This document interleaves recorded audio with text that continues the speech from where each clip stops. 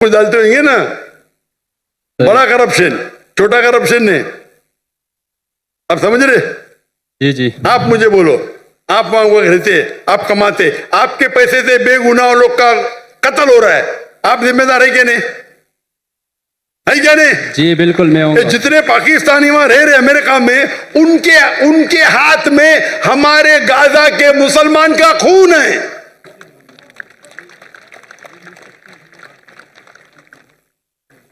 ठीक है, इल्तिजा करते होंगे, लेकिन ये तो सालों से होते जा रहा है। कौन रहने के लिए? अल्लाह फरमाते कुरान मजीद में, हिजरत करो। तो इसीलिए मैं कहता हूं कि यहां रहेंगे तो यहां भी बुराई है, दुनिया में हर कोने में बुराई है, लेकिन बुराई के लेवल होते हैं। इसीलिए मैं कहता हूं यहां 1000 गुना बेहतर है। वहां जन्नत के चांसेस है बहुत कम है, यहां ज्यादा है। आप समझ रहे? तो इसीलिए आपकी भी ख्वाहिश है अमेरिका जाने की ना। अब तो पाकिस्तानी बड़े क्रिश्चियन है, पाकिस्तानी है ना, टिकट मिलेंगी तो जाएंगे क्या नहीं? जरूर जाऊंगा। यही तो प्रॉब्लम है। अगर मैं जहन्नम की टिकट दूंगा, जाएंगे आप? बिल्कुल भी नहीं। तो अमेरिका जहन्नम की टिकट है। लेकिन पाकिस्तानी उसको जन्नत समझते हैं। हाँ, वो गलत पाकिस्तानी है। आप भी पाकिस्तानी है ना? जी मैं पाकिस्तानी हूँ। हाँ, तो आप वही गलत पाकिस्तानियों में से है। आप तो सुधर जाओ मेरे भाई रफी, आप तो सुधर जाओ।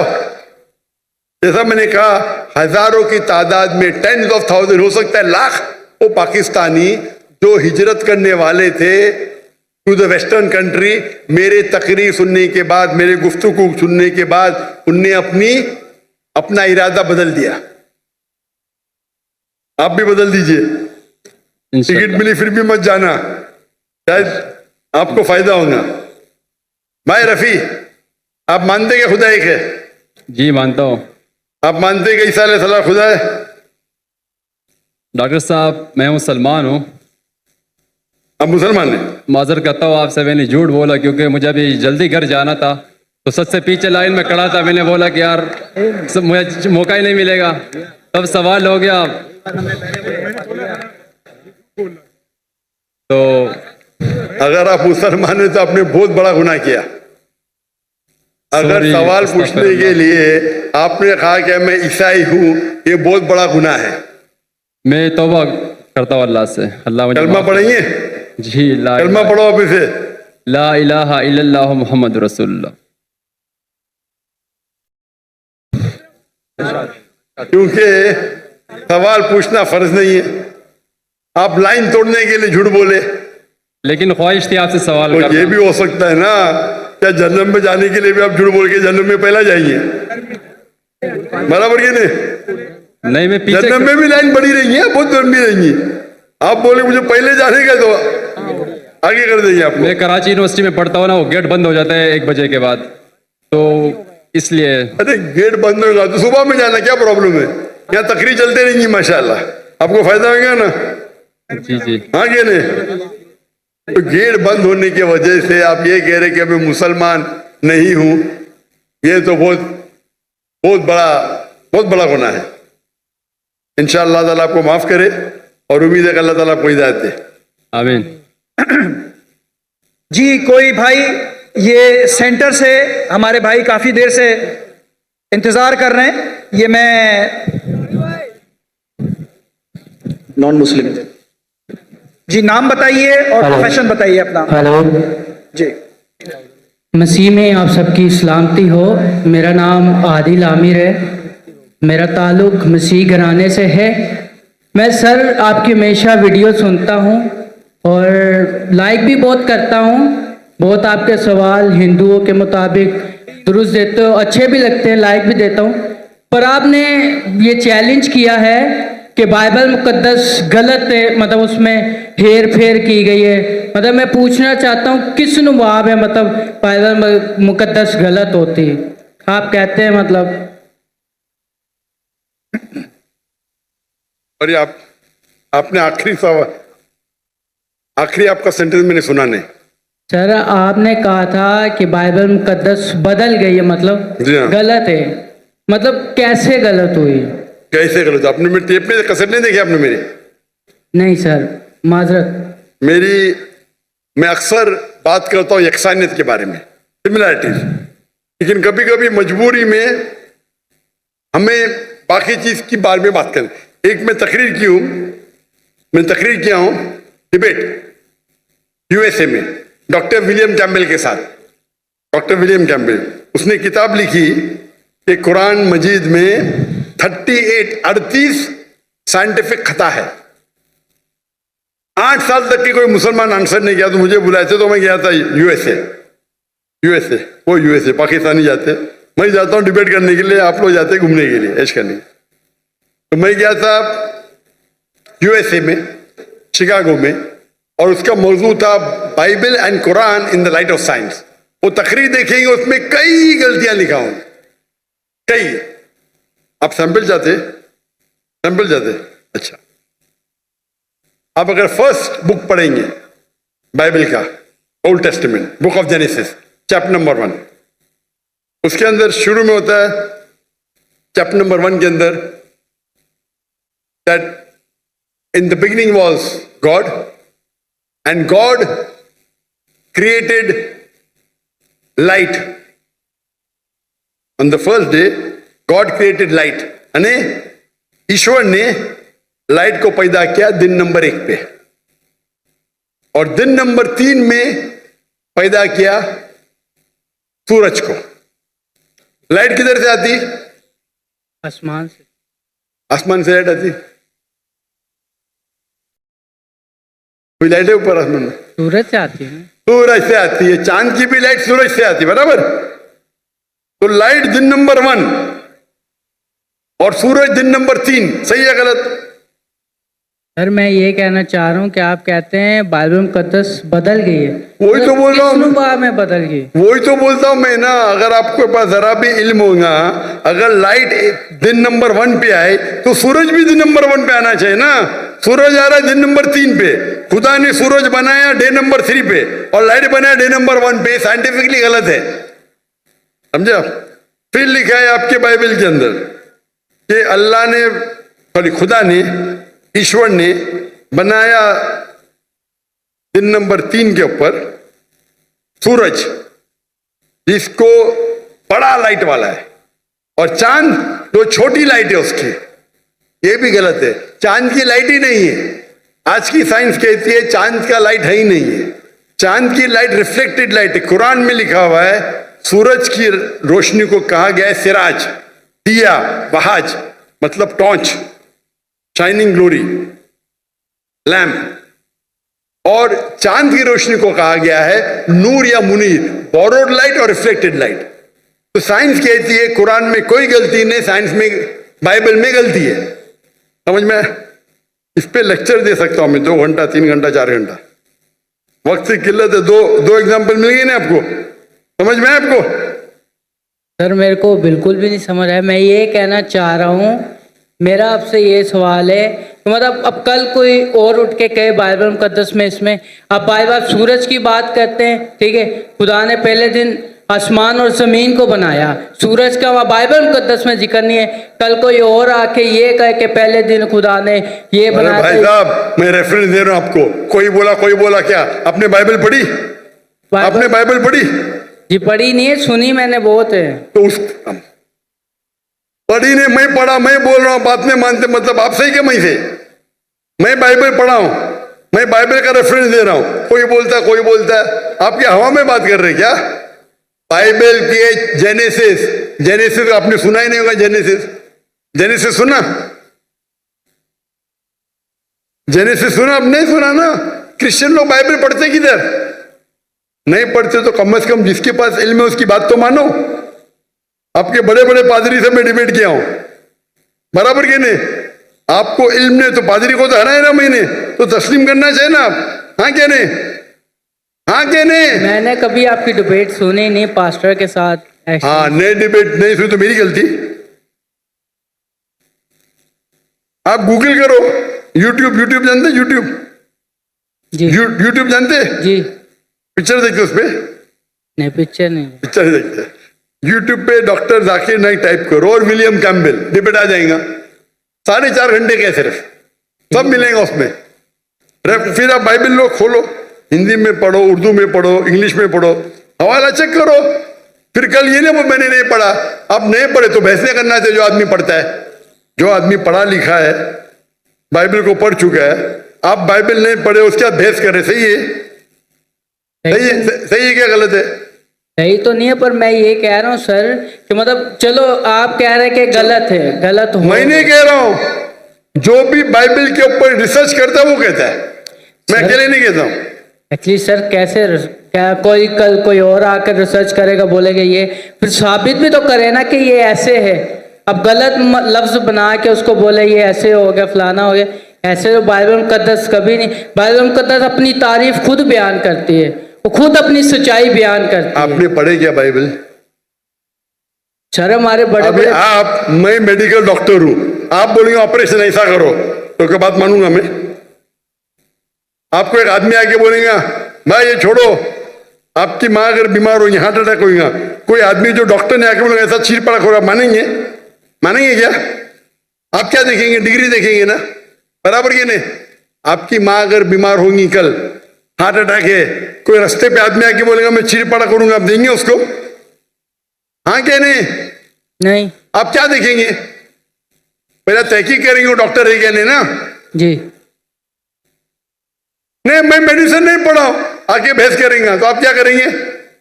दो चाटा मारेंगे ना उसको, भाई मेरी माँ को हाथ मत ला, बराबर ये नहीं? जी तो आप वैसे ही करे वो आदमी की तरह, मैं पढ़ रहा हूं, मैं रेफरेंस दे रहा हूं, आपने बोले नहीं पढ़े फिर भी बहस कर रहे। इतने बड़े मजमे के सामने, इतने बड़े मजमे के सामने आप सवाल कर रहे। मैं हवाला दे रहा हूं, Genesis chapter number 1, Genesis chapter number 1 verse number 1, Genesis chapter number 1 verse number 4, आप बोले आपने नहीं पढ़े। एक्चुअली सर आप ये मुझे उर्दू में बता दें। उर्दू में तो बता रहा हूं मैं, कौन सी जबान बात? ये देखो भाई, आप बता दें किस में लिखा है, अंजील में लिखा है, पुराने अहदनामे में लिखा है, किधर लिखा हुआ है ये बात? जेनेसिस, उर्दू में भी जेनेसिस ही है। आप पढ़े नहीं ना। बाइबल में कितने किताब है? बाइबल में कितने किताब है? कि मैंने कभी इतना पढ़ा नहीं हूँ। तो जो पढ़े उसकी बात तो मानो ना यार। नहीं पढ़े और बहस कर रहे, आप स्कूल में जाना चाहते टीचर से बहस कर रहे। नहीं पढ़े तो मेरी अभी मैं बोलूंगा तो आप बोलेगा आप सच है क्या पता? बाइबल में 66 बुक है, कितने? 66। अगर आप प्रोटेस्टेंट है, अगर आप कैथलिक है तो 73, 70 और 3 कितना? 73। हाँ, दिल घूम रहा है आपका ना। फिर आपको पता था कि बाइबल में 73 बुक है? पता था कि नहीं पता था? नहीं, सुना नहीं है कभी। मैं फेंक रहा हूं क्या? आपने सुने तो गलती मेरी, क्या गलती आपकी? आप जाके अपने पादरी है ना उससे पूछो। ठीक है सर, माजरत। आप एक खुदा में मानते? जी। आप ईसा अलैहिस्सलाम को खुदा मानते? जी। क्या सबूत है? कहां लिखे लाई? बाइबल किधर बाइबल में लिखा है कि ईसा अलैहिस्सलाम खुदा है? आप अगर एक जगह मुझे बताएंगे जहां ईसा अलैहिस्सलाम ने खुद कहा है कि मैं खुदा हूं, बाइबल के अंदर इन अनइक्विवोकली, मैं ईसा कबूल करने को तैयार हूं आज।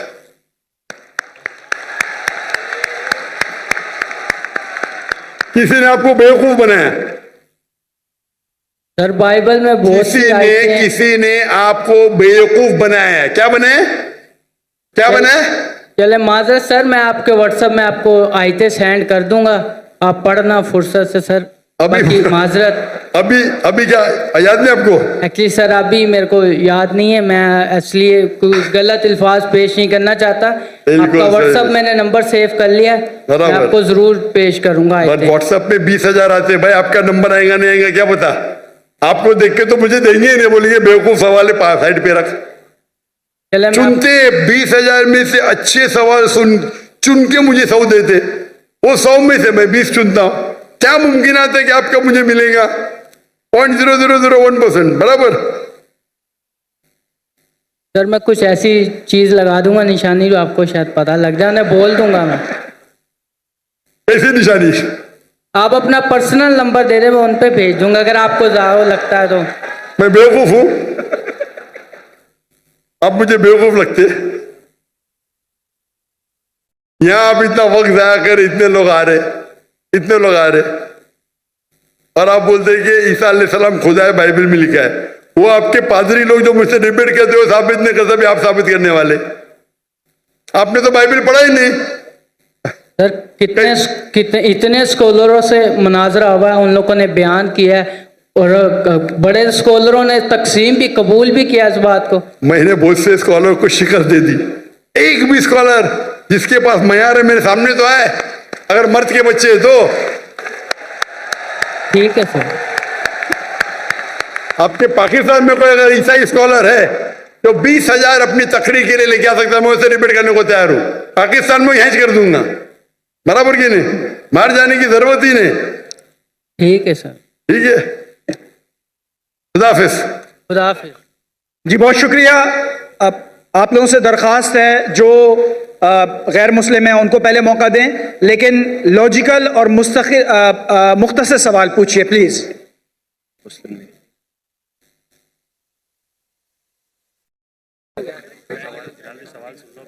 खवातीन। जी, खवातीन में से अगर कोई गैर मुस्लिम हमारी बहन है तो वो पहले सवाल पूछ सकती हैं। बारादरी के अंदर 2 माइक्स मौजूद हैं, वहां पर भी अगर कोई सवाल पूछना चाहे तो वहां के माइक खोल दीजिए। वहां पर भी पहला मौका हम जो हमारे गैर मुस्लिम भाई हैं उनको देना चाहते हैं।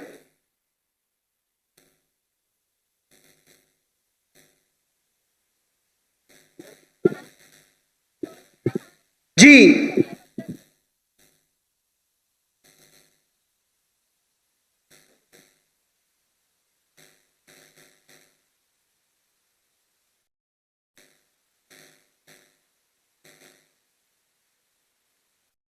अगर कोई गैर मुस्लिम बहन नहीं है तो फिर सवाल ले सकते हैं हम यहां से। Assalamu alaikum. My name is Zuba and my profession is I'm an architect. Dr. Zakir Naik, first of all, I would like to thank you for making me and many others a great Muslim, not just by, as in, not a born Muslim only, but a logical Muslim. Alhamdulillah. Okay, so my question is, what is the part of transgenders in inheritance? And why no one discuss about this, due to which no one owns them, though they are all also Allah's creation? Thank you.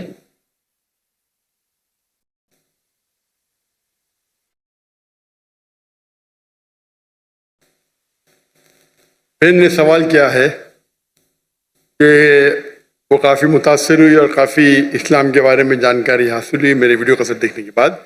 उनका सवाल है कि transgender के बारे में कोई जिक्र क्यों नहीं करता, और ट्रांसजेंडर में जो इनहेरिटेंस है, विरासत में उनका हिस्सा क्या है। पहले आपको मतलब पता ट्रांसजेंडर किसे कहते हैं? ट्रांसजेंडर उसे कहते हैं जो अपने जेंडर को तब्दील करता है। ट्रांसजेंडर वो शख्स है, वो इंसान है जो अपने जिन्स को तब्दील करता है। लड़का लड़की में बन जाता है या लड़की लड़का में बन जाता है, ये इस्लाम में हराम है। Sir, I want to clear one thing. Sorry, मैं जरा misunderstood. I didn't want to say transgenders. I meant Khwaja Sara basically. Sorry, Khwaja Sara, जो basically the middle gender. Middle sex के बारे में Yes. ये कह रहे हैं। मिडिल सेक्स, वही मैं कह रहा हूं कि आप वर्ड इस्तेमाल कर रहे हैं। मैं मेडिकल डॉक्टर हूं। आप LGBT, लेस्बियन, गे, बाइसेक्सुअल, ट्रांसजेंडर, इंसान जब पैदा होता है आमतौर पे 2 टाइप के सेक्स होते हैं, मेल या फीमेल। उसका जिन्स मर्द या औरत होता है, मेल या फीमेल आमतौर पे। लेकिन ट्रांसजेंडर मतलब एक इंसान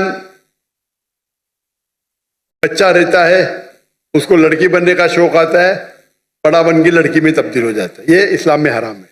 लड़का है लड़की बनना चाहता है, लड़की है लड़का बनना चाहता है, और कुछ टाइम जेंडर जो क्या कहते हैं उसे,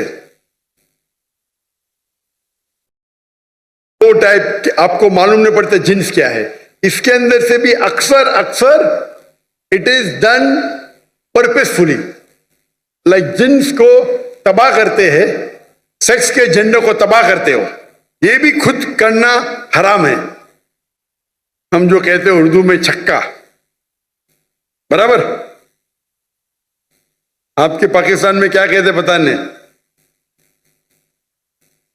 जी, तो ख्वाजा सरा, छक्का ना, क्रिकेट का छक्का नहीं जी। आपने कुछ कहा?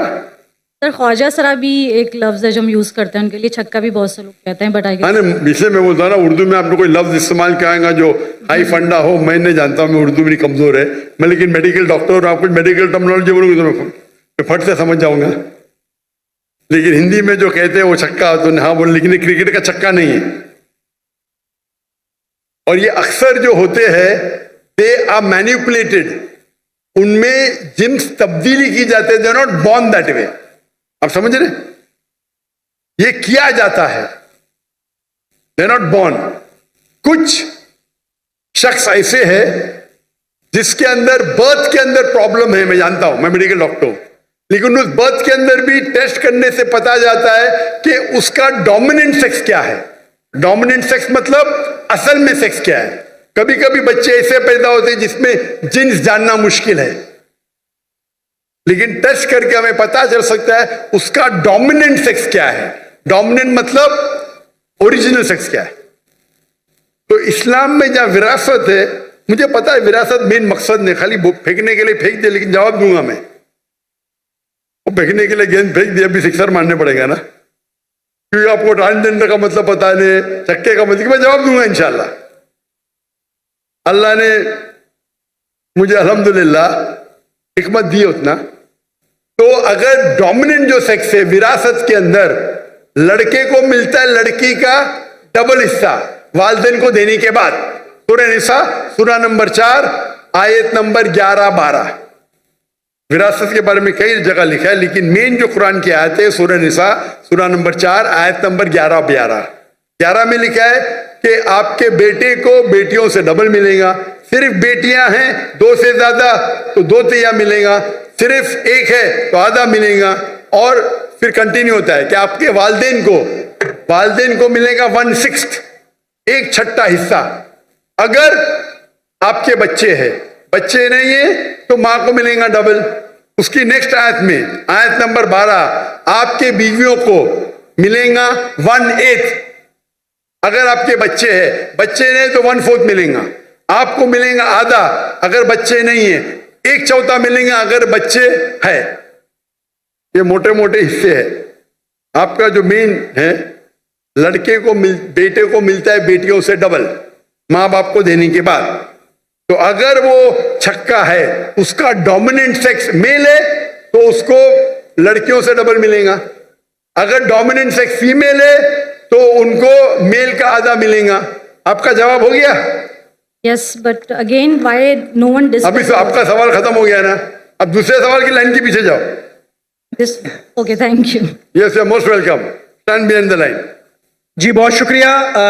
कोई राइट साइड से अगर कोई गैर मुस्लिम भाई हैं या सेंटर से अगर कोई गैर मुस्लिम भाई हैं तो पहले उनका हक है अगर कोई भाई सवाल करना चाहें। मैं फिर एक दफा कह रहा हूं, बारादरी के अंदर 2 माइक्स मौजूद हैं, अगर कोई बात करना चाहे तो उस पर बात कर सकता है। ये हमारे दोस्त एक आगे बैठे हुए हैं, ये इनसे दरखास्त है, इनका माइक खोल दीजिए प्लीज।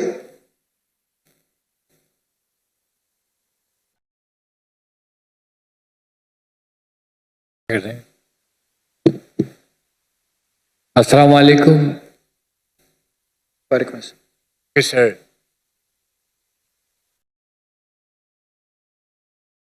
जी अपना नाम और प्रोफेशन बताइएगा प्लीज।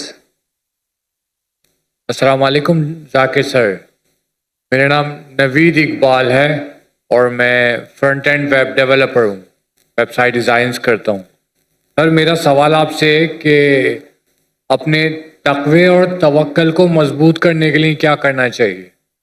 मैं तकरीबन 16 साल से क्वाड्रिप्लेजिक हूँ। भाई साहब आपका जरा सवाल दोहराएंगे। तकवा दूसरा सुना, पहला लफ्ज क्या था? तवक्कल।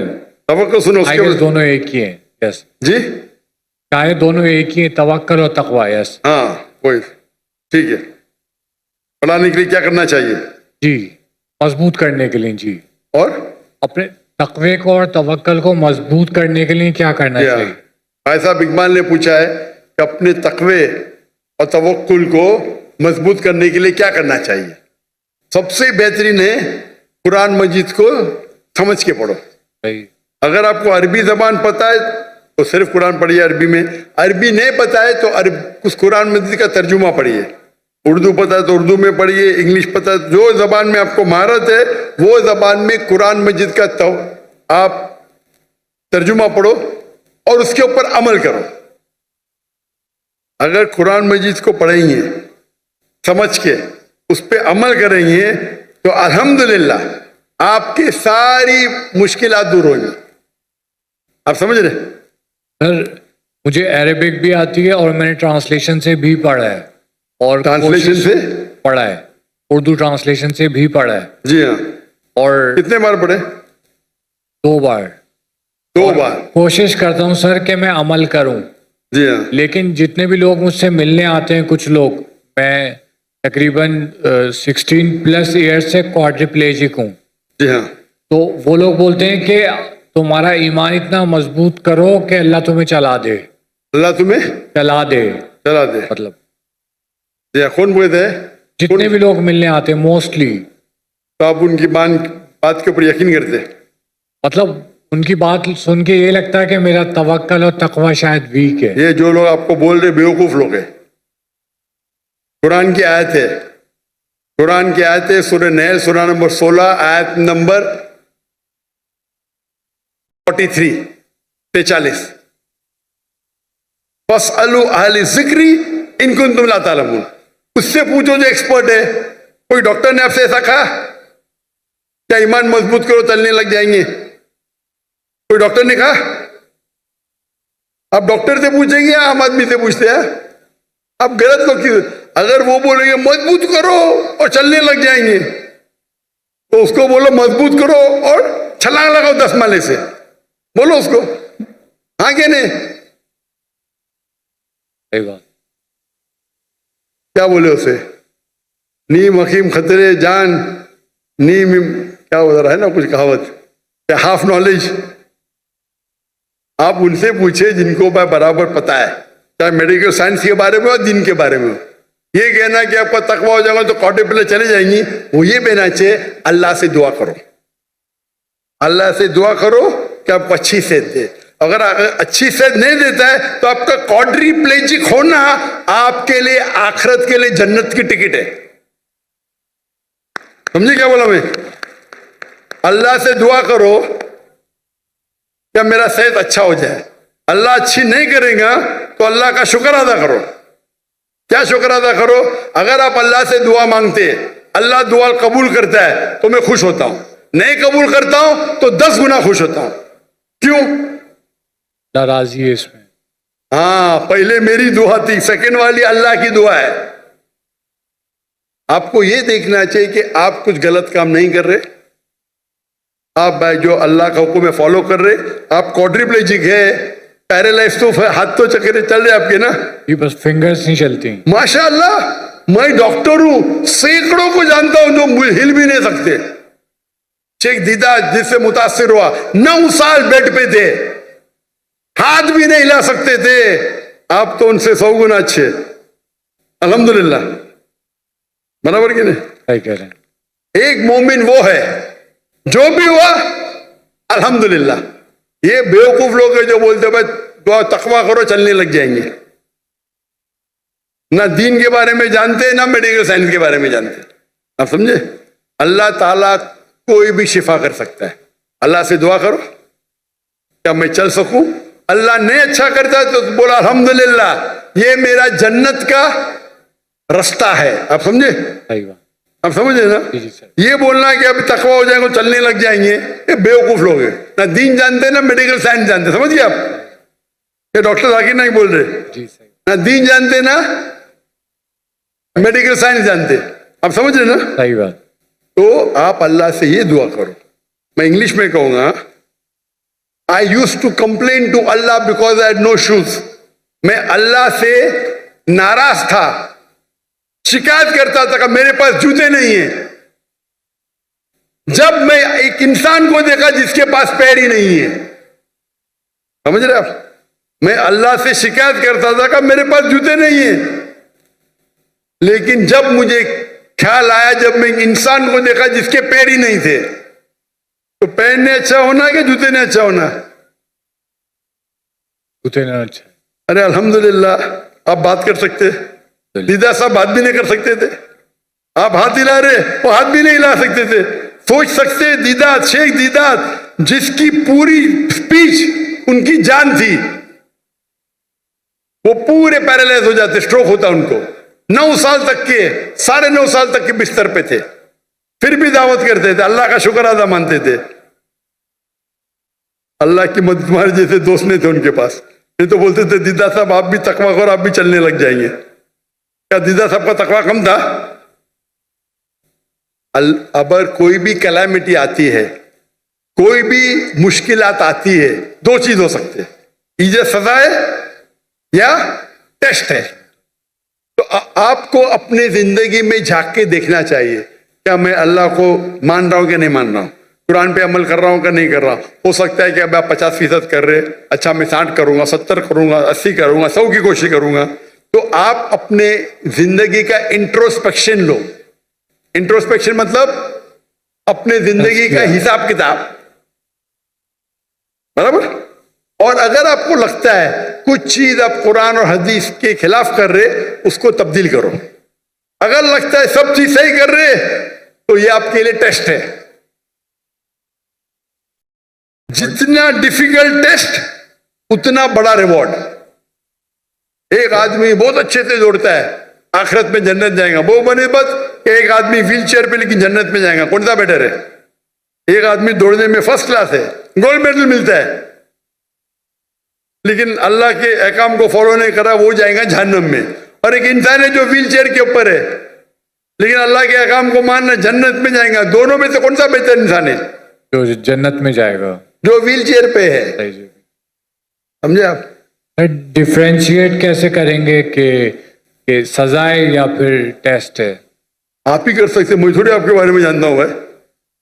आप तो कुरान मजीद 2 बार पढ़ चुके हैं ना। अल्हम्दुलिल्लाह। वो 2 बार में से कोई भी गलत करते हैं, यहां बोलो मत, करता हो तो चेंज कर दो। कभी कभी सिगरेट पीते बंद करो, कभी कभी शराब, आपने, मैंने बोलता हूं शराब पीते, हो सकता है, सही। तो जो आपको नजर आता है उसको तब्दील करो। नहीं नजर आता है, ये मेरे टेस्ट है। जितना डिफिकल्ट टेस्ट, उतना बड़ा रिवॉर्ड है, बराबर ना? मुझे जब निकाह में हिजरत किया तो मैं अल्लाह का शुक्र अदा किया। मैं ताज्जुद में हर रात को दुआ करता हूं कि मेरी जान और मेरी माल अल्लाह के नाम पे कुर्बान। आधी दुआ सुन ली, माल छोड़ दिया, अभी हिजरत किया, मैं अभी जान जाने के लिए रुकी है, बस शहादत की मौत चाहता हूं। समझे कि नहीं? दुआ करता अल्लाह ताला आपको शिफा दे, अल्लाह ताला आपके लिए वो करे जो आखिरत में आपके लिए बेहतर हो, इंशाअल्लाह। सर आप दुआ कीजिएगा कि अल्लाह मुझे खालिस नियत वाला दाई बनाए, इंशाअल्लाह इंशाअल्लाह। आमीन नवीद इकबाल नाम है। आमीन आमीन इंशाअल्लाह। जज़ाकल्लाह खैर। आमीन।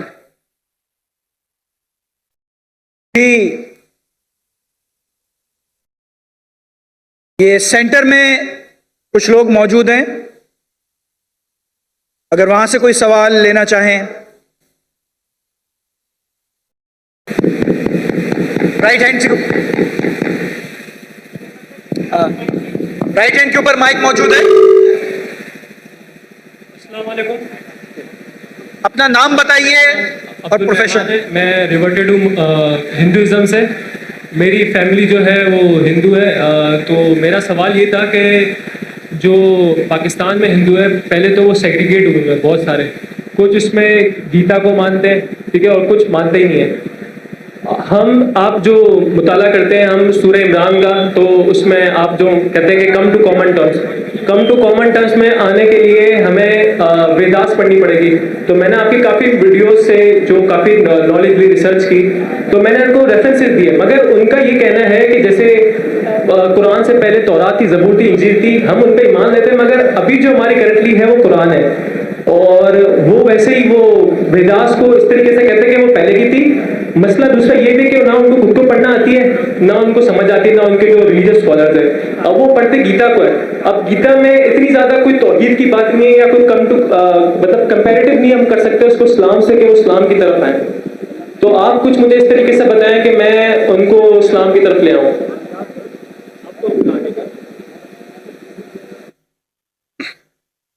भाई साहब एक रिवर्ट है, हिंदू थे, माशाल्लाह मुसलमान बने।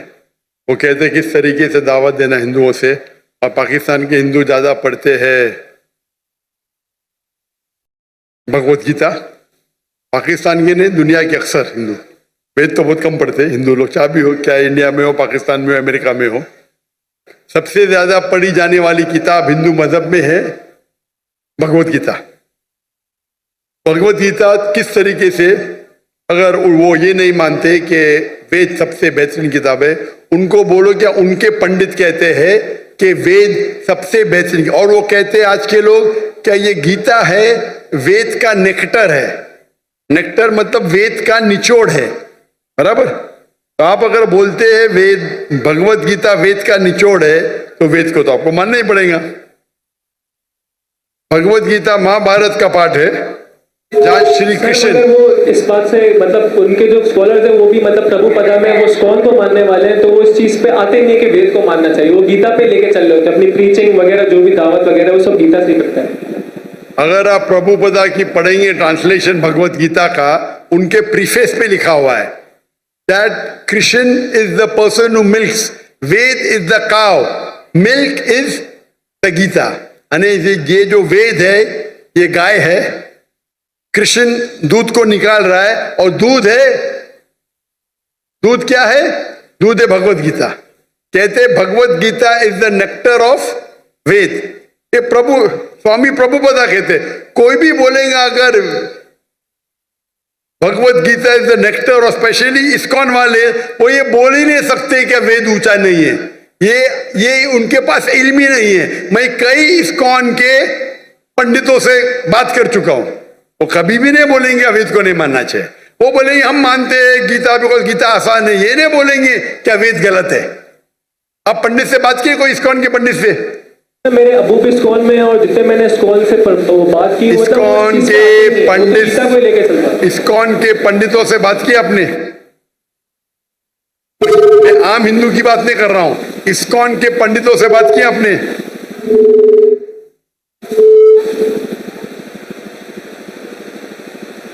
सर आप वापस रिपीट कर सकते हैं, आपने क्या बोला? आपने इस्कॉन के पंडितों से बात की? जी सर, मेरे अबू भी इस्कॉन में, और मैंने उनके पंडितों से बात की। तो क्या बोलते हो? उनको दिखाओ ना किताब, स्वामी प्रभुपदा की किताब दिखाओ, प्रीफेस। आपने प्रीफेस पढ़ा या नहीं पढ़ा? आपने भगवत गीता की प्रीफेस पढ़ा? आपने भगवत गीता की प्रीफेस पढ़ा? नहीं सर, नहीं पढ़ा। मैं कुरान को पढ़ रहा हूँ। आप नेट पे जाओ, गूगल करो, स्वामी प्रभुपदा की निकालो किताब, नेट पे जाओ, खरीदने की जरूरत है। प्रीफेस पे देखो लिखा हुआ है, इस्कॉन वाले को दिखाओ क्या ये आपके स्वामी जी कहते, आप क्यों नहीं मानते? नहीं मानते तो इस्कॉन को छोड़ दो, बराबर के नहीं? अगर कोई कहता है उनके मजहबी किताब के खिलाफ, आपको बोलना चाहिए आपको इल्म ही नहीं है आपके किताब के बारे में। दूसरी बात है, पहली बात है। दूसरी बात, भगवत गीता के हिसाब से भी, भगवत गीता के हिसाब से भी मूर्ति पूजा गलत है। कल आप मौजूद थे? नहीं कल, कल 7 और 21 वर्ष का आप मुताला करेंगे ना अभी? हाँ, तो उसके अंदर लिखा दिखा है उनको। और जहां तक के लिखा है क्या हर युग में कृष्ण आएंगे, वो हम कहते हैं अवतार है, वो मोहम्मद सल्लल्लाहु अलैहि वसल्लम है। तो आप मेरे बाकी कसरों को देखेंगे, similarities with Islam and Hinduism. तो आपके काफी रेफरेंसेस दिए जो आपने वेदास से दिए थे, कुरान में से, कि वो भाई साहब मैं भी भगवत गीता की बात कर रहा हूँ, आप वेदा की बात कर रहे हैं। मैं भगवत गीता की बात कर रहा हूँ, वेदा की बात कर, वेदा की तो बहुत रेफरेंस दिया मैंने, कई रेफरेंस दिया हूँ, भगवत गीता के भी दिया हूं मैं। तो जो भगवत गीता के रेफरेंस दिया उससे शुरू करो और बाद में वेद के ऊपर आओ। इंशाअल्लाह अल्लाह आपको सफलता देंगे। अगर वो नहीं मानते तो अल्लाह ताला बोलते कालू सलामा। अभी वो आदमी आया था, बोल रहा हूं तो बोलता मुझे नहीं सुनने क्या है, तो कुरान क्या आता है कि जाहिल आपके पास आएंगे तो कहो कालू सलामा। क्या वो जाहिल से भेद करेंगे आप? वो आदमी है ना बाइबल पढ़ा है, मुझसे भेद कर रहा है, क्या करूं मैं व्हाट्सएप पे लिखूंगा, क्या करेंगे? तो कुरान की आयत पे अमल करो। अगर जाहिल इंसान ने सिर्फ बेस कर रहा है तो छोड़ दो, कालू सलामा बोलो उनको। आप समझ रही है नहीं? बाकी इतने बड़े बड़े हिंदू स्कॉलर्स है, आप समझ रहे, सब बोलते हैं कि वेद सबसे हाईएस्ट है। इस्कॉन वाले भी बोलते हैं, वो आपको बेवकूफ बना रहे और कुछ नहीं। आप बेवकूफ बनो मत, ठीक है ना?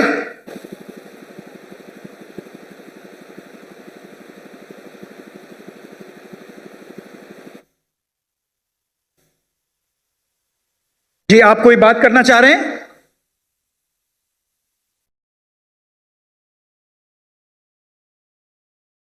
ये माइक काम नहीं कर रहा है, प्लीज माइक ये खोलिएगा।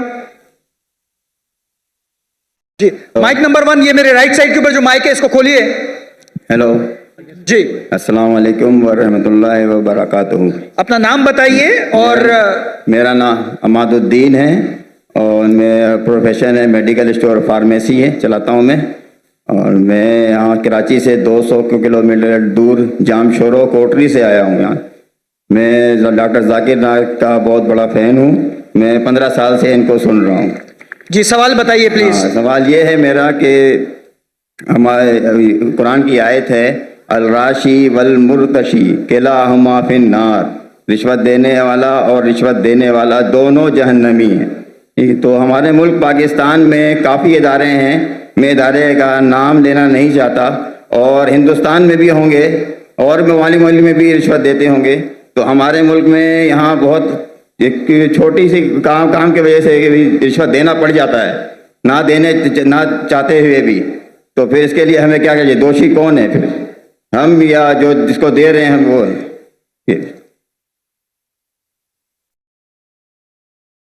ऐसा आपने कोई कुछ चीज अरबी में कही और कहा कुरान में लिखा रिश्वत देने वाला और रिश्वत लेने वाला जहन्नम में। मैं ऐसी कोई कुरान मजीद की आयत नहीं जानता, हदीस में लिखा हुआ है। अच्छा, कुरान मजीद में जहाँ लिखा है रिश्वत हराम है वो सूरह बकरा है, सूरा नंबर 2 आयत नंबर 188। अल्लाह ताला फरमाते डोंट यूज योर वेल्थ, आप अपनी दौलत का इस्तेमाल मत करो हाकिम जज को अपने जजमेंट से तब्दील करने के लिए ताकि आप दूसरे लोग की दौलत खा सके। Do not use your wealth as a bait for जजेस in order to eat other people's wealth.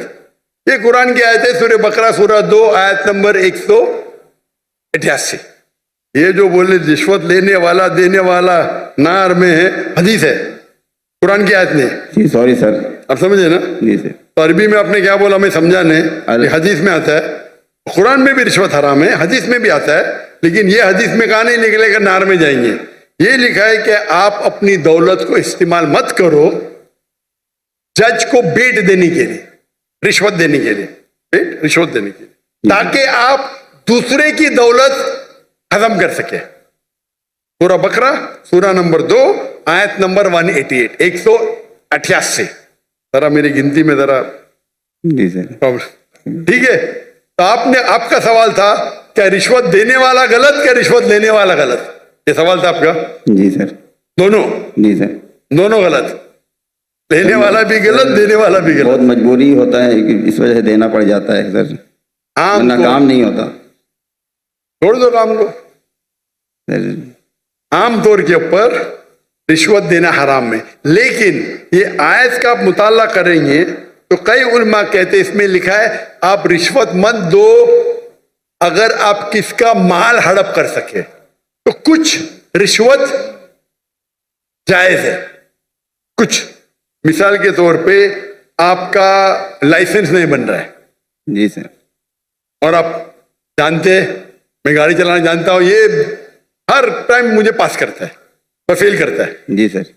उसके पहले मिसाल दूंगा, मैं पहली बार जब पाकिस्तान आया था 1991 में। तो मेरे पास जरा पुरानी जी सर 91 सॉरी 91 1991 जी 1991 में आया था मैं।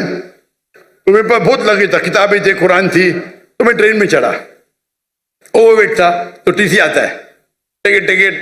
उस टाइम तो कौन जाकिर नायक को जानता ही नहीं था। आज तो माशाअल्लाह जाऊंगा तो सब पहचानेंगे। उस टाइम कौन जानता ही नहीं था। टिकट टिकट ये क्या है, वजन करो ज्यादा हो गया। तो कूली मुझे बोला, भाई साहब, जी सर कूली ने बोला, भाई साहब मुझे 50 रुपया दे दो, मैं पास कराऊंगा। मैं बोला रिश्वत गलत है। तो वो टिकट वाले ने मुझे अंदर लेके गया। मैंने मेरी दावती काम शुरू किया। बाहर निकले, वो उसने कहा, वो टिकट कलेक्टर ने, एक शर्त पे आपको छोड़ूंगा, आपको मेरे साथ चाय पीना पड़ेगा। तो मैं बोला ठीक है। बाहर निकला चाय पी के। वो टिकट वाला, कितना पैसा दिए? 100 रुपया दिए ना? नहीं दिया। कितना दिए? नहीं दिया। झूठ क्यों बोलता है? उसको यकीन ही नहीं कि टिकट वाला बिना पैसे मुझे छोड़ेगा। इतनी रिश्वत है यार, आप समझे? जी सर वो तो मुझे जानता ही नहीं था मैं डॉक्टर जाकिर नाइक हूं, बराबर ना? जी सर कितना पैसा दिया? नहीं दिया। कितना दिया? बोलो ना साहब। 200 रुपया दिया? नहीं दिया। बोलो ना साहब। झूठ क्यों बोलता है? मुझे झूठ बोलते। अने सब पाकिस्तान को 100% पता है कि रिश्वत के बिना छोड़ेगा नहीं, लेकिन अल्लाह की जब मदद रहती है तो छूट सकता है, समझे अपना? मेरे पास कुरान की किताब थे, तर्जुमा थे, बांटने के लिए लेके आया था, समझे ना? जी। तो ये गलत फहमी कि रिश्वत के बिना काम नहीं होता है। माशाल्लाह मुझे तो रिश्वत देता ही नहीं हूं। लेकिन उलमा क्या कहते हैं कि अगर वो रिश्वत से आप दूसरे का हक नहीं मारते तो इजाजत है। मिसाल के तौर पे आपको लाइसेंस, गाड़ी का लाइसेंस है, आप गाड़ी चलाना जानते हैं, तो ये भाई रिश्वत दे के छोड़ेगा नहीं। आप रिश्वत देते तो आप गुनहगार नहीं, लेने वाला गुनहगार। सर यही पूछना था। लेकिन ये बहुत कम मौके से, बहुत कम। ओवरवेट के रिश्वत दूंगा तो मैं गुनहगार, क्योंकि मेरी गलती है। आप समझे ना? जी सर अगर ओवरवेट को टिकट कलेक्टर में रिश्वत दिया, मैं क्या करूंगा? 500 दंड भरूंगा। मजबूरी क्या है भाई? ओवरवेट क्यों लेके गया? क्यों लेके गए?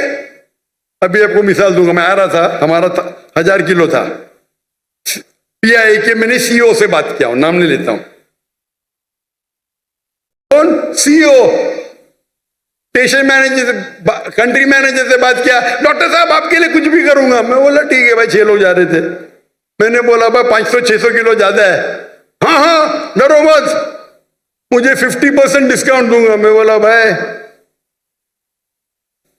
50% डिस्काउंट के बदले में और 4 लोग को लेके आऊं, और सस्ता पड़ेगा ना? बोला देने का तो फ्री दे, मतलब मत दे। ठुकरा दिया मैंने। Pi Pakistan airline. अरे इंडियन में कोई भी गैर मुस्लिम मुझे देखेगा तो फ्री में छोड़ेगा। ये है इंडिया। गैर मुस्लिम डॉक्टर जाकिर नाइक को देखेगा, 1000 किलो 2000 किलो छोड़ देता है। ये पाकिस्तान है। गवर्नमेंट का गेस्ट हूं मैं, मेरे वीजा पे लिखा स्टेट गेस्ट, और आपका सीईओ पाकिस्तान का बोलता है 50% डिस्काउंट देगा। चार्ज कर रहे 110 रिंगेट 1 किलो का।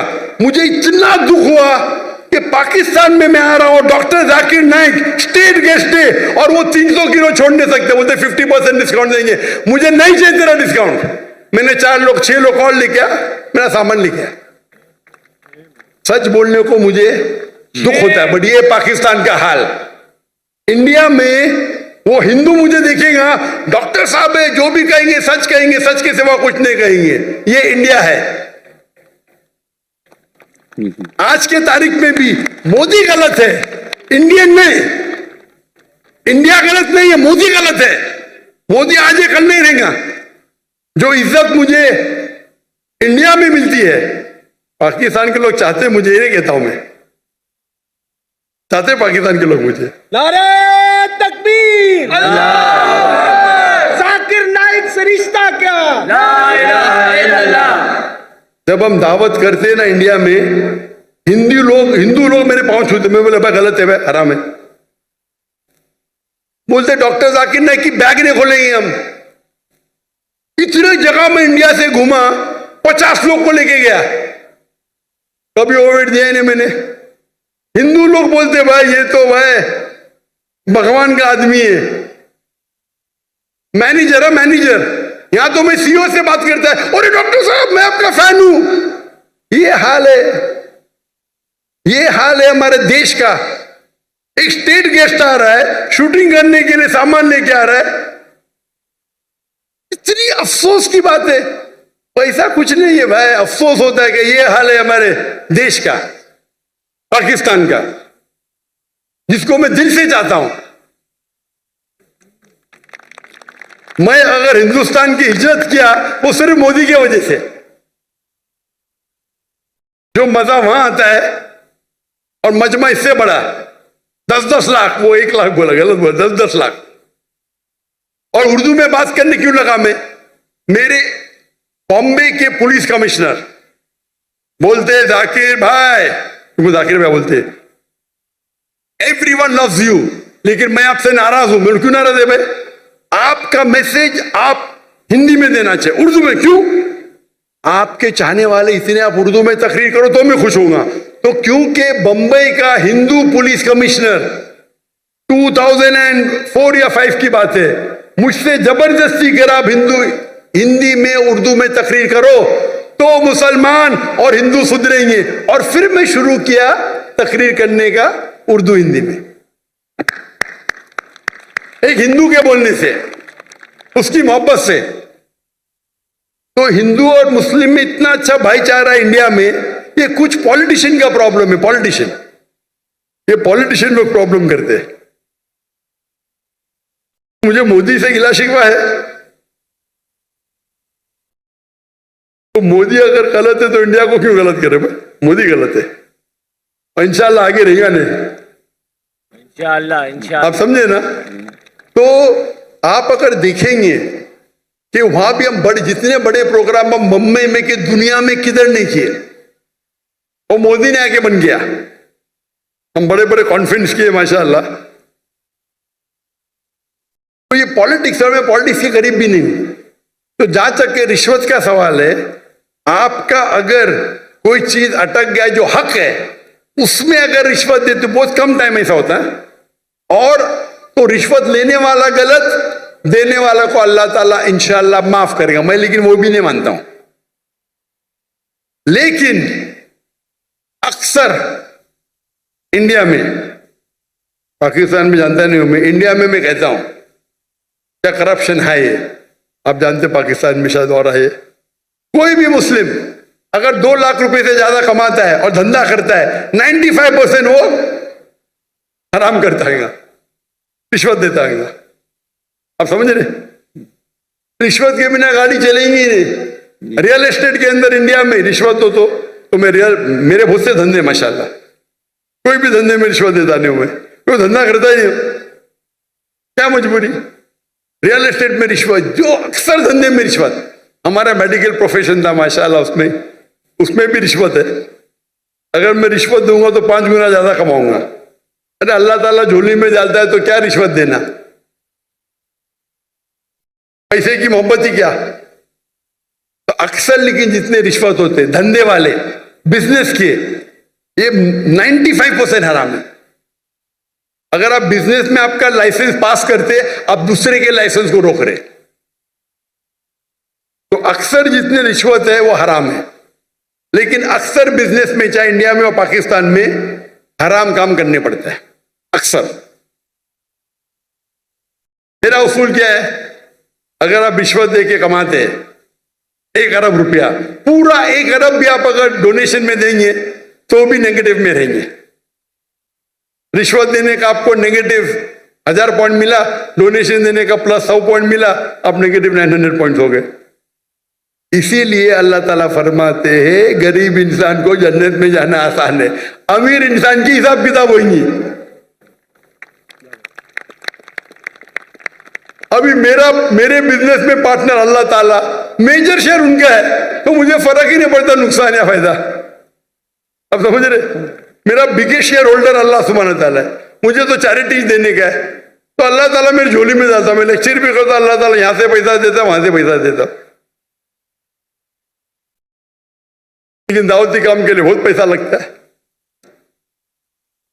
चाहने वाले बहुत है मेरे, लेकिन रिश्वत आमतौर पे देने वाला भी जहन्नम में, लेने वाला भी, अनलेस आप अपने हक के लिए अगर कोई रोक रहा है अपने हक के लिए, क्या हो गया? व्हाट्सएप क्या हुआ है? सोए हुए थे कुछ लोग, सोए हुए थे, क्या कुछ लोग सोए हुए थे, कुछ लोग सोए हुए थे। जब आपकी बात आई तो वो कुछ लोग सो रहे थे। सो रहे थे? सत्तार साहब, फारूक सत्तार साहब, फारूक सत्तार साहब।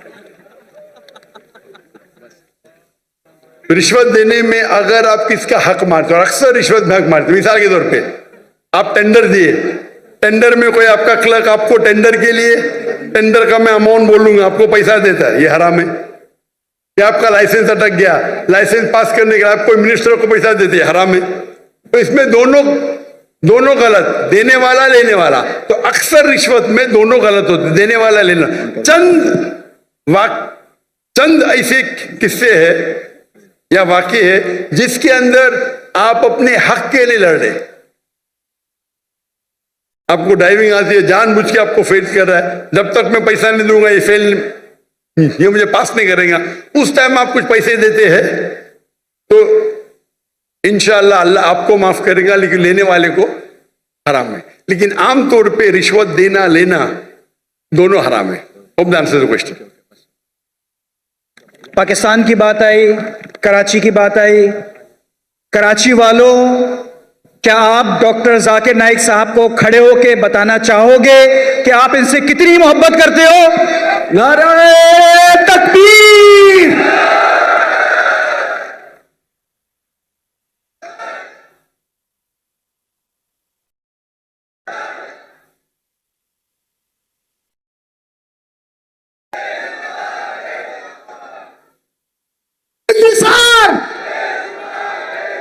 जाकिर भाई तेरे जान निसार,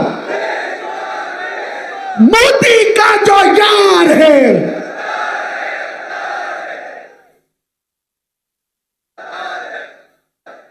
जी तशरीफ रखिए, तशरीफ रखिए। बहुत शुक्रिया आप लोगों का, बहुत शुक्रिया। सवाल लेना चाहेंगे हमारी बहनों की तरफ से? कोई अगर सवाल, मुख्तसर, जामे, लॉजिकल सवाल, अगर कोई गैर मुस्लिम बहन है तो पहले उसको मौका दिया जाएगा। हमारा प्रोग्राम अल्हम्दुलिल्लाह अपने जोबन की तरफ जा रहा है और हम ये चाहते हैं कि ज्यादा से ज्यादा लोग इससे मुस्तफीद हों।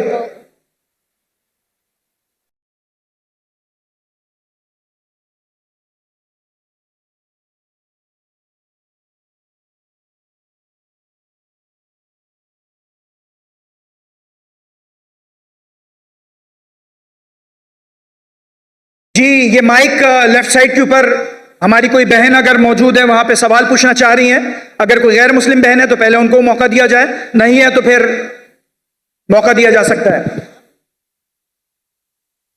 जी, मेरा नाम सना तस्लीम है और मेरा प्रोफेशन टीचिंग है। मेरा सवाल जो है वो आपसे ये है कि माइक बहन, माइक के थोड़े करीब आ जाएं, माइक के थोड़े करीब आ जाएं। जी, तो मेरा सवाल डॉक्टर साहब से ये है कि जब भी रबीउल अव्वल आता है और 12 रबीउल अव्वल को जब हम 12 रबीउल अव्वल नहीं मनाते तो कुछ लोग ये कहते हैं कि जी, ये इख्तिलाफी सवालात से गुरेज करें, इख्तिलाफी सवालात से गुरेज करें। जी, माइक किसी और बहन को दीजिए। मेरा दूसरा सवाल ये है कि रफ़ा दैन के हवाले। जी, कोई इल्मी सवाल कीजिए, इख्तिलाफी सवाल से गुरेज कीजिए। जी, किसी और बहन को माइक दीजिए please.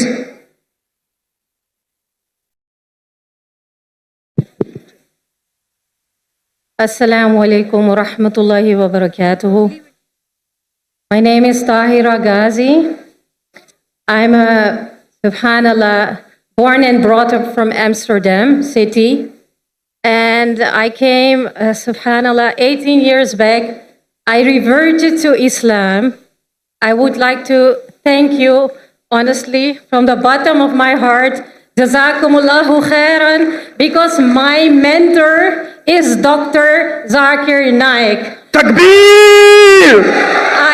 Takbir! Takbir! Dr. Zakir Naik's mentor is Sheikh Ahmed Didat, and mine is Dr. Zakir Naik. after reverting to the beautiful religion of Islam, I have learned a lot through Peace TV, where it started all, my journey started all in Amsterdam City. Subhanallah. So my parents, my whole family is from a non-Muslim family background. The question that my mother always asked me is why you Muslims always want to invite us towards Islam. Why you just don't leave us alone? I tell her, my mother, my dear mother, because I love you and I want to protect you from the falsehood which you have been learning. So this is the message to all our non-Muslim brothers and sisters, that we would love to protect them from the falsehood so they will see the truth. The truth is the beautiful revelation which was bestowed upon our messenger, Prophet Muhammad sallallahu alaihi wasallam, which is the last and final revelation, the Quran. So the question to you, Dr. Zakir, could you advise me if I have done the right thing in explaining to them that this is a falsehood, and if this is the right thing, the right reply that I gave back to them, that I want to save them from the falsehood and I would guide them towards truth. Obviously, I'm not the guide. That is that is Allah subhanahu wa ta'ala.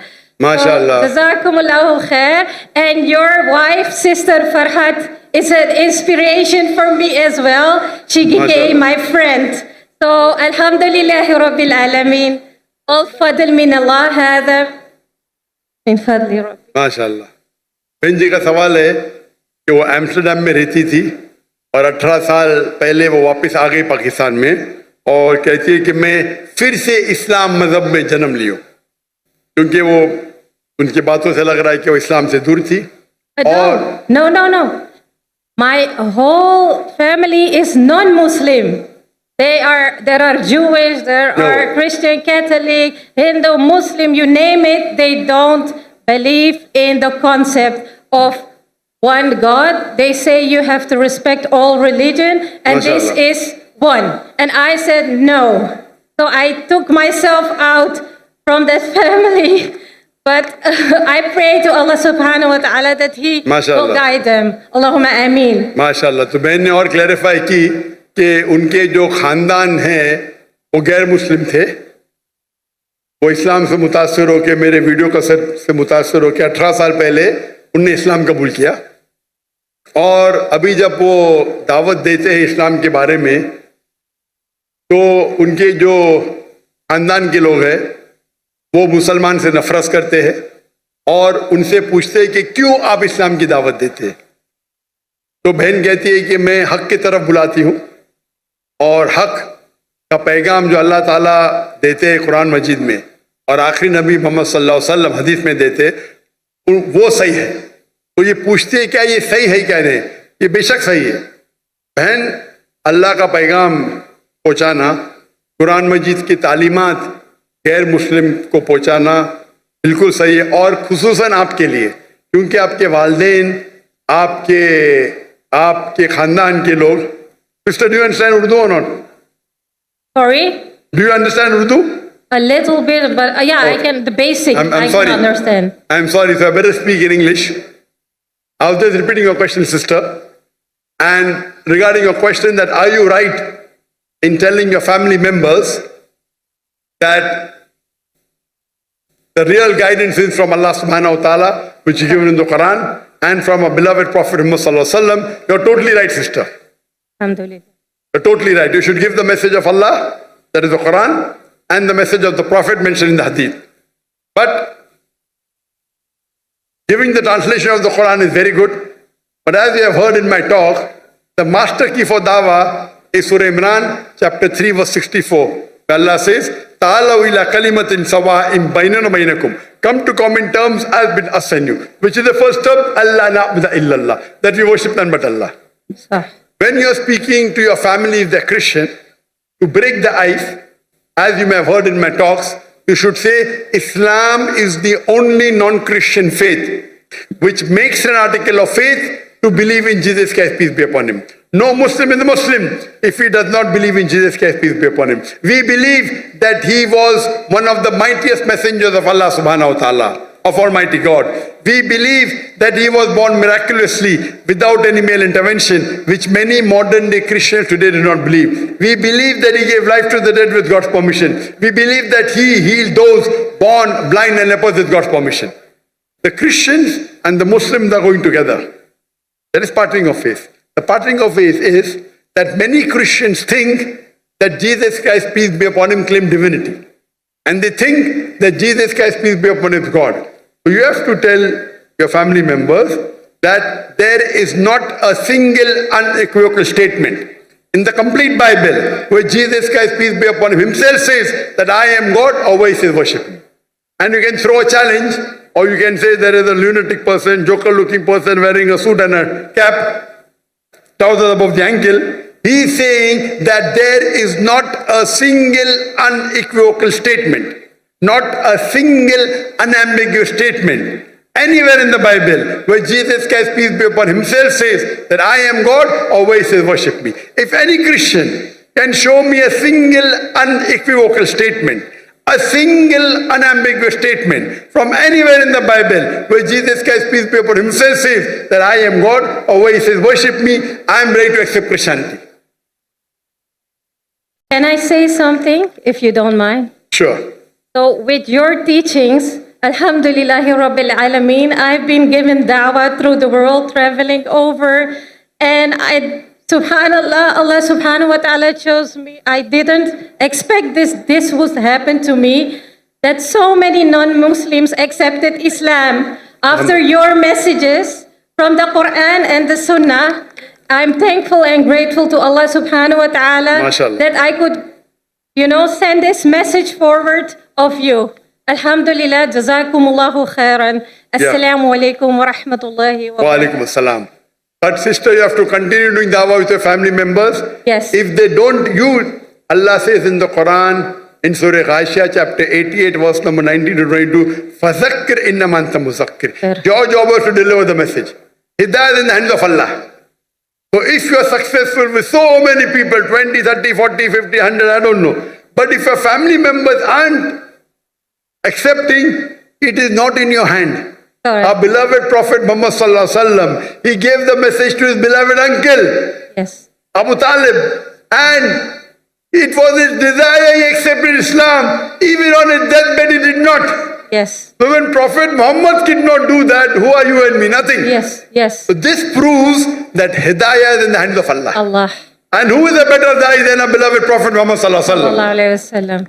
We are not even 0.0001%. When Prophet could not convince Then who are the we? person who protected the Prophet, it was because of his uncle Abu Talib, the father of Hazrat Ali, may Allah be pleased with him. He protected him. Why? Because of the culture, tribe. My nephew, anyone touches, I will stand there. He protected him with life, with wealth. Allah didn't give him hidayah. Prophet wanted.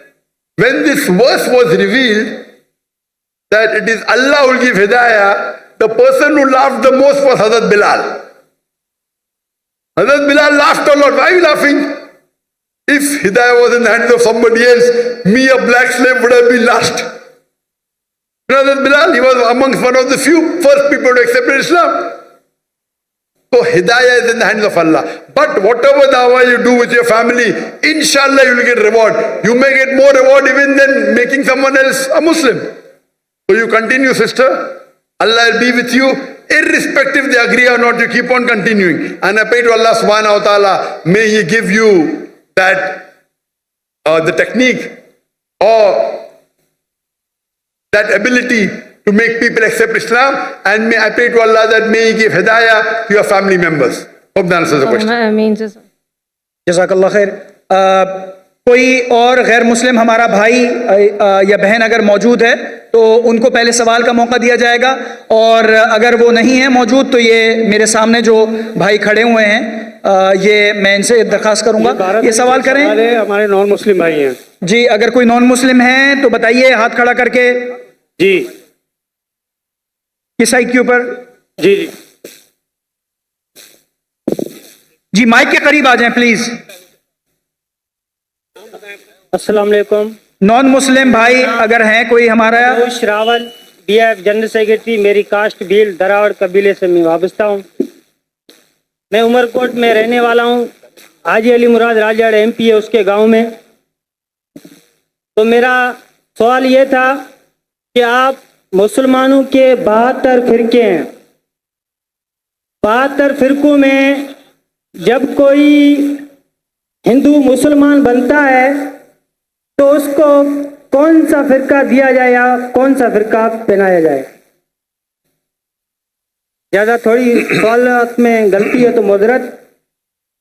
भाई साहब ने बहुत अच्छा सवाल पूछा है, बहुत अहम सवाल पूछा है।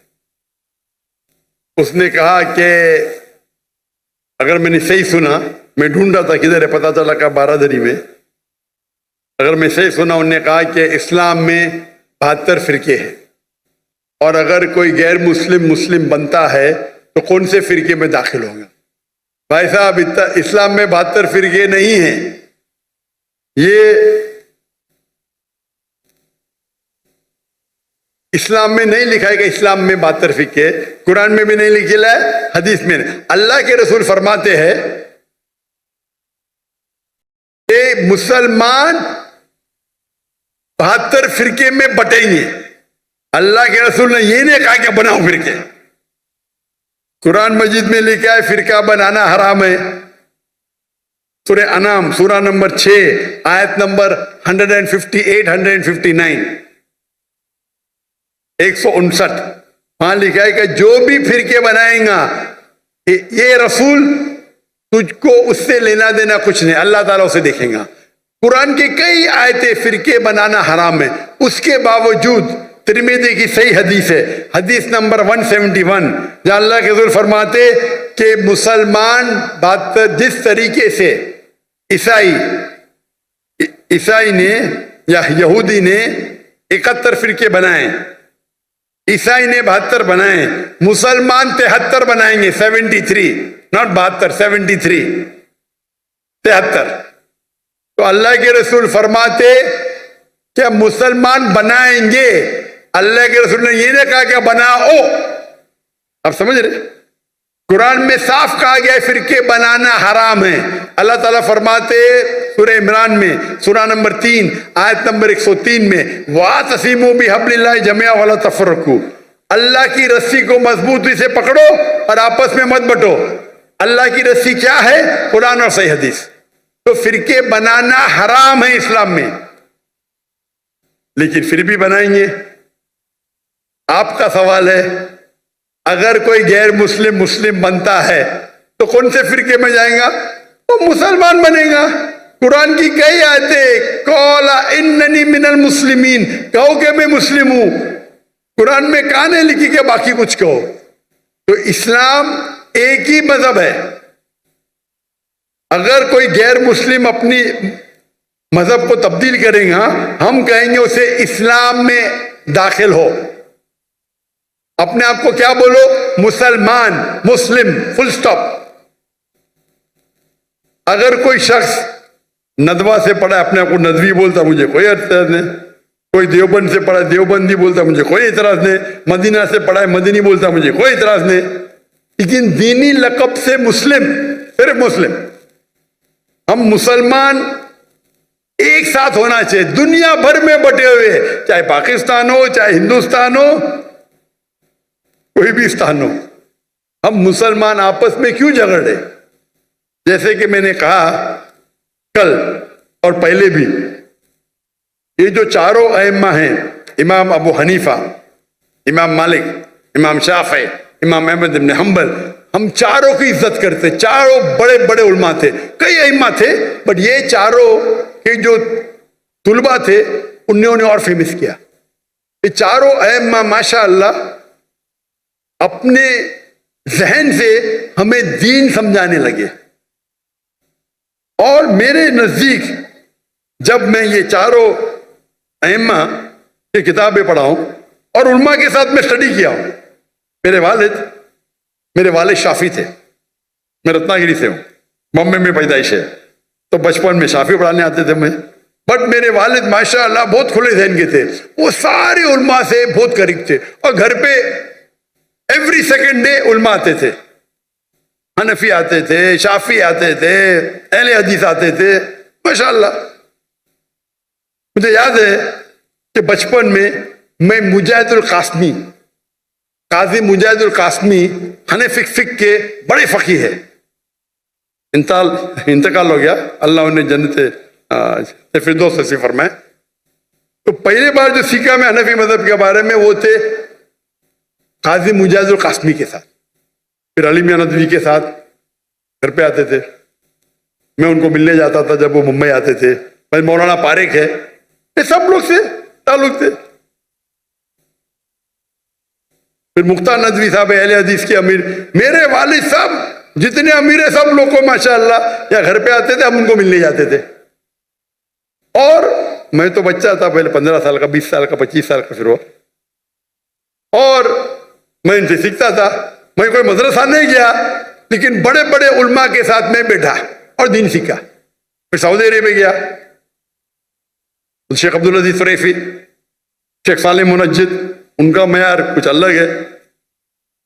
एक ददू मालकी स्कॉलर है, दुनिया में आज लोग कहते नंबर 1 पे का 2 पे, लेकिन टॉप 5 में तो है ये सब लोग।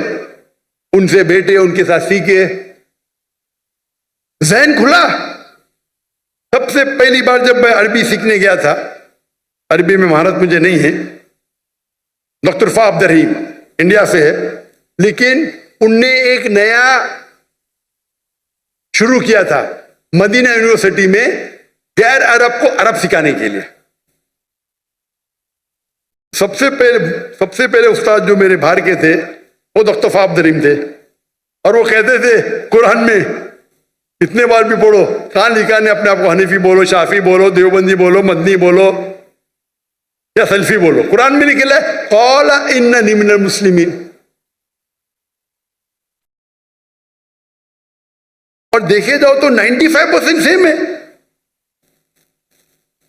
कुछ थोड़ा ऊपर नीचे होगा, कोई कहता हाथ ऊपर रखना अफजल है, कोई कहता नीचे करना। मैं तहकीक करता हूं, तहकीक करने के बाद मैं बहुत सख्त हूं फॉलो करने के लिए, लेकिन तहकीक करने के बाद मैं जो कहता हूं कि मैं भी सही हूं, ये आम लोग बोलते हैं मैं ही सही हूं, ये प्रॉब्लम है। मैं ही सही हूं, आई एम ओनली राइट, आई से आई एम ऑल्सो राइट। इस्लाम में माशाअल्लाह इतना वाइड स्कोप है, छोटे छोटे बात पे इख्तिलाफ पे रफादन करना चाहिए कि नहीं, हाथ का मानना, जो इस पे झगड़े होते, डिबेट होते। और चारों अइम्मा ये मानते हैं अगर आप कोई दूसरे अइम्मा पे अमल करते तो कोई गुनाह नहीं है, और मैं भी उसको मानता हूं, क्योंकि अल्लाह ताला ने मुझे एडवांटेज दिया है कि मैं मुख्तलिफ अइम्मा, मालकी तो यही नहीं है, मलकिया, शेख मोहम्मद हसन दद्दू नाम सुना ही नहीं होगा, कौन सुना शेख मोहम्मद हसन दद्दू का नाम? एक भी हाथ नहीं, हाँ एक दो हाथ है उधर। शेख मोहम्मद हसन दद्दू मोरटानिया के है, मेरे बहुत करीब है, और आज की तारीख में लोग कहते हैं वो सबसे बेस्ट आलिम है, पर बेस्ट नहीं, टॉप 5 में तो आएंगे। हदीस की नॉलेज, कुरान की नॉलेज की है, वो सीखा उनसे। अभी कतर में रहते, कतर ने सिटीजनशिप दे दी उनको, मोरटानिया के शेख अब्दुल अजीज फ़रैफ़ी, तफसीर में महारत है उनकी माशाअल्लाह। वो मुझे बुलाया, वो बोला कौन ही तफसीर, मैं भी नहीं जानता था, मैं बिजी था। मैं बोला मैं बहुत बिजी हूं। मैं मॉर्निंग में एक जन ने कहा मोहम्मद अल अरीफी, मोहम्मद अरीफी का नाम सुने आप? मोहम्मद अल अरीफी अरब वर्ल्ड में बहुत फेमस है हो। मैं बोला बहुत बिजी हूं, मैं मॉर्निंग में आ सकता हूं? अच्छा 7 बजे आओ ब्रेकफास्ट के लिए। 7 बजे गया। शेख अब्दुल अजीज फ़रैफ़ी बोले कभी भी आएंगे चलेगा। मैं बोला अच्छा मैं आता हूं 12 बजे। 12 बजे गया, 4 बजे तक ये था। मुझे पता नहीं कौन थे शख्स, बाद में पता चला इतने आलिम मेरे से यंग है, उनका इल्म, वो कहने लगे मेरे कोई पाकिस्तानी स्टूडेंट से आपकी इतनी तारीफ की है, फिर मैं आपका तर्जुमा देखा वीडियो पे और मेरी ख्वाहिश है आपसे मिलने की। मैं उनके इल्म के हिसाब से 0.0001% भी नहीं हूं। ये उल्मा है, शेख अब्दुल अजीज फरैफी, शेख साले मुनज्जिद, इस्लाम Q&A, इस्लाम Q&A सुने .info, सबसे फेमस वेबसाइट फतवे के बारे में। वो फतवा भी देंगे तो बोलेंगे अबू हनीफा ने ये कहा, इमाम शाफी ने ये कहा, अच्छा ये चीज अफजल है। ये तरीका है आपस में झगड़ने का थोड़ी।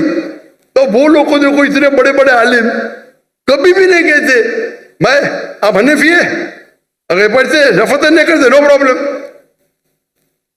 वो कहीं ठीक हमारे नजदीक ये अफजल है। ये इख्तिलाफ क्यों है? इख्तिलाफ है क्योंकि there is a difference of फिक्र।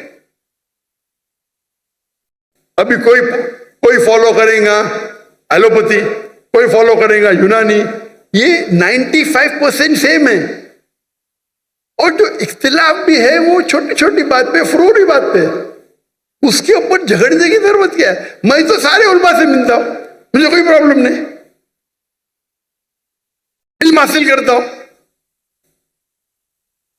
और वो मुझे इज्जत देते तो मुझे शर्म आती, वो मेरा माथा चूमते तो मुझे शर्म आती। इतने बड़े आलिम बोलते नहीं नहीं आप तकाबले अध्ययन में माहिर है। अरे भाई मैं माहिर नहीं हूं, मैं स्टूडेंट हूं भाई। वहां के बड़े बड़े अरबोपति, बिलियनर मेरे गाड़ी का दरवाजा खोलते, शर्म आती। अरब लोग अल्लाह ने इज्जत दी है तो दीन की कदर करते, नौक दाई की कदर करते, शर्म आती है। जहां तक के मुसलमान है, जो गैर मुस्लिम देखता है वो यही देखता है कि हनफी है, शाफी है, दो बंदी है, बरेली है। वो मुसलमान है मारो, हम आपस में झगड़ते। हम अगर एक हो जाएंगे, हम मुसलमान एक हो जाएंगे तो कोई माई का लाल हमें कुछ छू नहीं सकता है। माफ करना जरा जबान मेरी मुंबई की हो गई। इंशाअल्लाह कोशिश तो कर रहे, हम कोशिश ही कर सकते, बाकी अल्लाह पे छोड़ते। जो भी अल्लाह ने आपको सलाहियत दी है उसका इस्तेमाल करो। अगर अल्लाह ने सलाहियत दी मुझे बात करने की और बात करने के टाइम में मैं चुप बैठ जाऊंगा, अल्लाह मुझसे सलाहियत दे लेगा, क्या डरने का। हम तो अल्लाह का पैगाम फैलाने के लिए जिंदगी वक्फ कर दी, तो क्या डरना। इसीलिए अल्लाह ताला फरमाते सूरह इमरान में सूरह नंबर 3 आयत नंबर 103 में वातसीमो बिहब्लिल्लाहि जमीअन वला तफरकू, अल्लाह की रस्सी को मजबूती से पकड़ो और आपस में मत बंटो। आपके पास भी इस मुल्क में बड़े बड़े उलमा हैं। मुफ्ती तकी उस्मानी इकोनॉमिक्स के अंदर, इस्लामिक इकोनॉमिक्स में आज के तारीख में नंबर 1 है। मुफ्ती तकी उस्मानी का नाम तो सुना होंगे आपने, जानते होंगे, लेकिन आज की तारीख में नंबर 1 है। और एक शख्स थे जो इंतकाल हो गया, उनका नाम है डॉक्टर हामिद हुसैन हसन। किसने डॉक्टर हामिद हुसैन का नाम सुना? थोड़े लोग नहीं सुना। आप पाकिस्तान में रह के डॉक्टर हामिद हुसैन का नाम नहीं सुना तो प्रॉब्लम है। आप डॉक्टर हामिद हुसैन इजिप्शियन है, मिस्री है, जो इस्लामाबाद में उनने इस्लामिक यूनिवर्सिटी कायम की। आपकी फैजल मस्जिद तो किसने बनाया? डॉक्टर हामिद हुसैन हसन इकोनॉमिक्स के माहिर है। शेख तकी उस्मानी, मुफ्ती तकी उस्मानी, अरब वर्ल्ड में शेख बोलते, इंडिया पाकिस्तान में मुफ्ती मौलाना बोलते, तो शेख अलग अलग लक़ब देते। ये दोनों माहिर है, फादर ऑफ इस्लामिक इकोनॉमिक्स। उनने 19 साल, वो कहते थे, मुझे काफी करीब थे मेरे, अभी इंतकाल हो गया, 19 साल इस्लामाबाद में वो थे और बेनजीर भुट्टो से लैंड ली और $500 बिलियन कलेक्ट किया बाहर से और इस्लामिक यूनिवर्सिटी कायम की। तो जब मैं 1991 में आया था तो मैं बोला मैं जाके दिखूं से, तो वहां डॉक्टर अनीस अहमद रेक्टर थे, अभी इस्तिकबाल करने के लिए अभी के जो लेक्चर है डॉक्टर मोहम्मद इलियास, माशाअल्लाह, उनको मुलाकात हुई थी मेरी। तो आपके मुल्क में भी माशाअल्लाह स्कॉलर्स है, हम हमारे स्कॉलर्स की इज्जत नहीं करते। अगर हम उल्मा की इज्जत करेंगे, दाई की इज्जत करेंगे, इंशाअल्लाह अल्लाह ताला आपका भी औहदा बढ़ाएगा। और मेरी हमेशा ख्वाहिश है कि स्कॉलर्स को मिलना। तो 1991 में मैं आया था डॉक्टर इरशाद अहमद को मिलने, और मिलके मेरी जिंदगी बदल गई। एक शेख दीदात थे, दूसरा डॉक्टर इरशाद अहमद थे, और मेरा शौक है उल्मा से मिलना। तो जहां भी जाता हूं उल्मा से मिलता हूं। उल्मा से मिल के अल्लाह ने थोड़ी सी नॉलेज मुझे भी दे दी। लेकिन मैं मुख्तलिफ उल्मा से मिला, मुख्तलिफ, हनफी, शाफी, हम्बली, मलकी, सलफी, अहले हदीस, माशाअल्लाह। चंद लोगों को मौका मिलता है जैसा अल्लाह ने मुझे दिया। इसीलिए मेरी हमेशा है कि मैं अपने को बोलता हूं क़ाला इन्ननी मिनल मुस्लिमीन। अमली तौर पे चारों अइम्मा ने कहा, आपको कोई भी फतवा मिला जो अल्लाह और अल्लाह के रसूल के खिलाफ है, फतवे को छोड़ दो। तो अमली तौर पे मैं पक्का हनफी, पक्का शाफी, पक्का हम्बली, पक्का मलकी, पक्का अहले हदीस, पक्का सलफी। मैं तहकीक करता हूं, अमल करता हूं। ये सब मेरे अइम्मा हैं। और अब जाएंगे, अगर बाहर निकलेंगे पाकिस्तान और इंडिया के बाद, ये उल्मा को मिलेंगे, ये आलिम सब लोग की इज्जत करते। मैं भूल गया और एक बड़े आलिम के डॉक्टर जिया रहमान आजमी, हिंदू थे वो, मेरे उस्ताद थे हदीस में, हिंदू ब्राह्मण थे।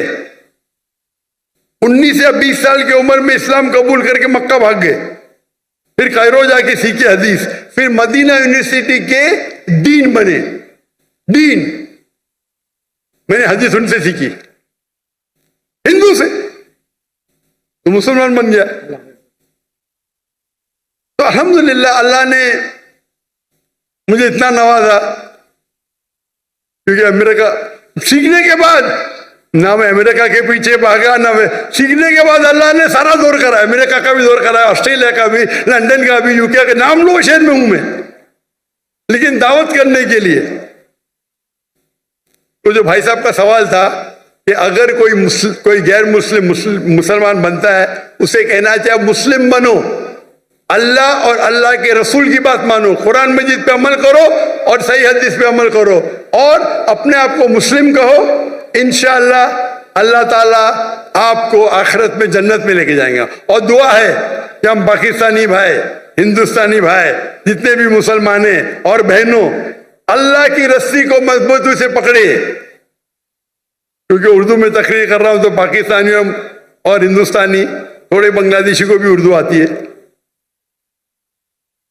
अल्लाह की रस्सी को मजबूती से पकड़िए। आपस में जो इख्तिलाफ है उसे छोड़ दो।